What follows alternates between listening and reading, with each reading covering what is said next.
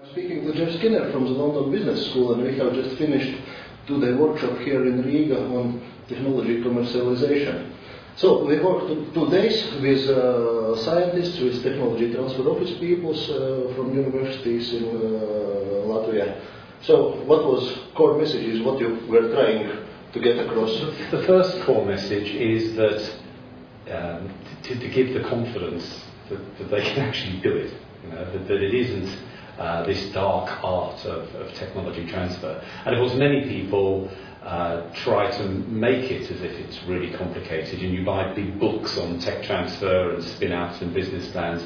But if I could just get over the message that it's not actually that complex, and it's common sense, and it's something that's very accessible to academics who are bright people, that if they think it through, that they can realise that they can be very effective agents at developing the commercial potential of their own ideas. The first key message was that every opportunity is a hypothesis. It's a hunch, it's a guess, it's a feeling that you have, but you don't really know whether it's going to be a great opportunity or not until you test it, in the same way that you don't know with a hypothesis. Now, this is a really powerful message, especially for academics, because they are taught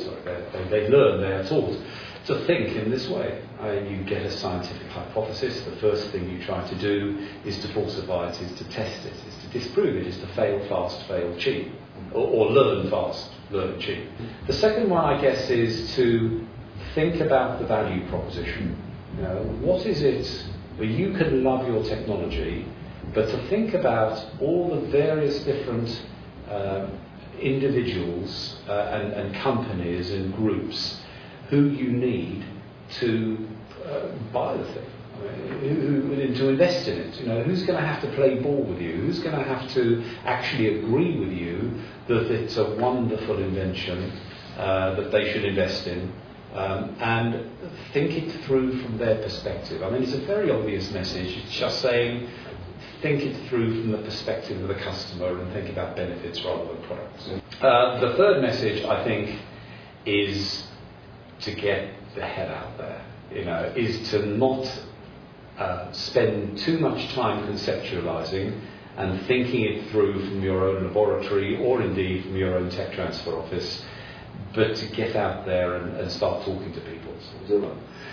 What I'm absolutely sure about is that, having listened to the final presentations today, the ones that I think are going to be winners, and I'm not going to tell you which those are, they will probably turn out to be not the winners, and the ones that I thought were not going to get anywhere will probably prove me wrong and become the winners. And the lesson there is that I've learned is you can't actually pick those winners at this stage. That you've got to give some, especially these 4 coming out, you've got to give them the resources to get to the next stage. These are rare people. These really are academics who want to take their technology, and they're inspired and enthusiastic about taking it to the next stage. There aren't many people like that, and if they succeed, they're going to create some terrific stories.